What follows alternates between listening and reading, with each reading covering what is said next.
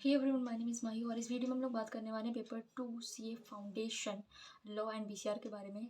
सबसे पहले तो जितने भी लोग सेल्फ स्टडी कर रहे हैं, खुद से प्रिपेयर कर रहे हैं लॉ को, अगर आप खुद से प्रिपेयर करो तो सही है, काफ़ी सही है। अगर आप चैप्टर 1 से स्टार्ट कर रहे हो और आपको ऐसे कि अगर टाइम लग रहा है, मतलब नहीं समझ में आ रहा है चैप्टर 1 से, इंडियन कॉन्ट्रैक्ट एक्ट है हमारा चैप्टर 1, नहीं समझ में आ रहा है, एक हफ्ते से ज़्यादा हो गया है, तो यार चैप्टर जो है शिफ्ट कर लो। चैप्टर अगर आप चैप्टर 1 से प्रिपेयर करो ना, तो यार मैं ये कहूँगी चैप्टर 1 से मत करो, चैप्टर 3 से करो, चैप्टर 3 करो, then chapter 4, then chapter 5, partnership, LLP and then companies act.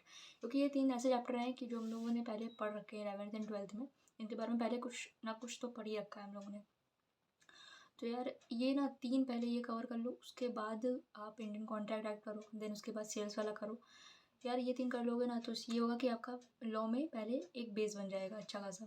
फिर आप उसके बाद इंडियन कॉन्ट्रैक्ट करोगे। इंडियन कॉन्ट्रैक्ट एक्ट से ही स्टार्ट करो ना, कितना बड़ा चैप्टर है, उसी में ही इतना टाइम हो जाएगा कवर करने में, और बाकी रह जाते हैं फिर अगर आप सेल्फ कर रहे हो तो। बाकी अगर कोचिंग वगैरह जो लोग भी कर रहे हैं तो उनका तो यार इंडियन कॉन्ट्रैक्ट एक्ट से ही पढ़ाना चालू करेंगे, बट जितने भी सेल्फ कर रहे हैं तो सबसे पहले यार चैप्टर 3 से करो, वरना फिर बहुत टाइम हो जाएगा और आपका सिलेबस नहीं कंप्लीट हो पाएगा। और सिलेबस कंप्लीट ही करना नहीं है यार लॉ में, अगर आप सिर्फ सिलेबस कंप्लीट करके जा रहे हो तो कोई फ़ायदा नहीं है।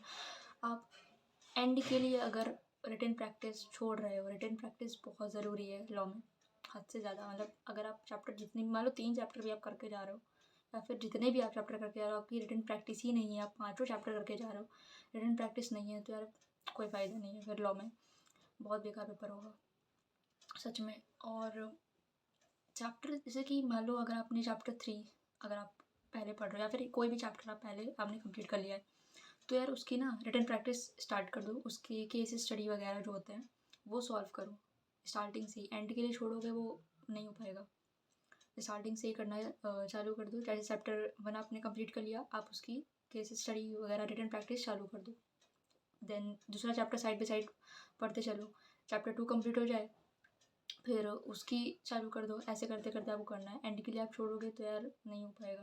और जितने भी सेल्फ स्टडी कर रहे हैं उनके लिए तो बहुत इंपॉर्टेंट है यार, रिटन प्रैक्टिस बहुत ज़रूरी है लॉ के पेपर में। बिना रिटन प्रैक्टिस के जा रहे हो तो इतना अच्छा नहीं होगा सच में, रिटन प्रैक्टिस बहुत ज़रूरी है।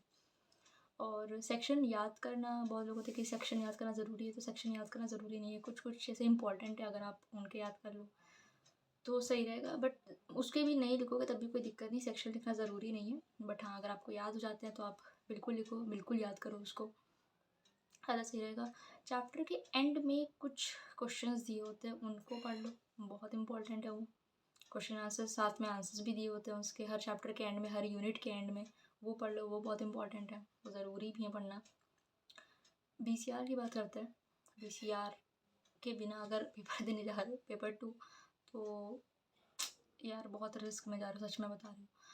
पेपर 2 में आप बीसीआर को इग्नोर नहीं कर सकते, और जबकि ज़्यादातर लोग वही इग्नोर करते हैं कि 40 मार्क्स, और 40 मार्क्स का होता है यार सिर्फ लॉ में। आप इतनी जितना भी अच्छा आपका लॉ प्रिपेयर हो गया हो, बट फिर भी आप बीसीआर को इग्नोर नहीं कर सकते। बीसीआर में अगर बात करें, चैप्टर 1 कम्युनिकेशन, वो पूरा का पूरा आपको पढ़ना पड़ेगा, रटना पड़ेगा।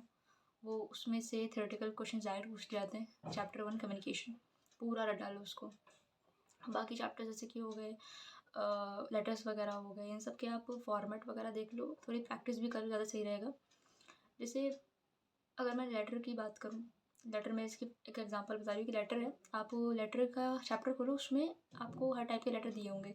फॉर एग्जांपल जैसे कि कंप्लेंट लेटर हो गया, कंप्लेंट लेटर का ना एक बार आप नज़र डालो कि कैसे लिखा है उस पर, उन्होंने कैसे एग्जाम्पल दिए हैं, मतलब उसको पढ़ लो आप अच्छे से, तो आइडिया आ जाएगा कि कैसे लिखना है। जैसे कि कुछ कीवर्ड्स आप उसमें से निकाल लो, तो आप अपने लेटर में जाके एग्ज़ाम में लिख सकते हो, वो काफ़ी सही रहता है। पूरा ऑब्वियसली कोई नहीं लर्न करेगा लेटर को, एग्जाम्पल्स को, बट एक कीवर्ड्स कुछ होते हैं, उसको आप पढ़ लो, उसी में अपने एग्ज़ाम में जाके लिख दो, तो काफ़ी अच्छा सही बन जाता है। तो ये कर लो। एंटोनिम्स सिनोनिम्स होते हैं, वो तो यार 1-2 मार्क्स के आते हैं, उसको भी आप कर लो, उसको भी कर लो, क्योंकि आप बुक्स में जो दिए हैं, हमारी जो बुक है आईसीएआई की, उसमें पढ़ लो, हो सकता है आपका लक अच्छा हुआ तो वही उठ के आ जाएंगे। बट अगर आपको उसके भी मार्क्स सिक्योर करने हैं तो यार आपको बाहर से भी पढ़ना पड़ेगा, कहीं से भी पढ़ लो, इंटरनेट से उठा लो, एंटोनिम्स सिनोनिम्स वगैरह, एक्टिव पैसिव आते हैं, डायरेक्ट इनडायरेक्ट सेंटेंसेस आते हैं, ये आप पढ़ लो। ये सब एक्टिव पैसिव और डायरेक्ट इनडायरेक्ट एंड के लिए रखो, पहले जो मेन चीज़ें वो कवर कर लो, ये सब चीज़ें आती हैं। बाकी यार लॉ का अगर मैं एक चैनल बताऊँ तो आप ग्रूमिंग एजुकेशन से पढ़ सकते हो, अगर आप सेल्फ कर रहे हो, उसमें उन्होंने पूरी वीडियो बना रखी है हर चैप्टर की। और एक सी फाउंडेशन हमारा अन अकेडमी का भी चैनल है, उससे भी आप पढ़ सकते हो। बहुत सारे चैनल से आप किसी से भी पढ़ सकते हो, मतलब जैसा सही लगे आपको।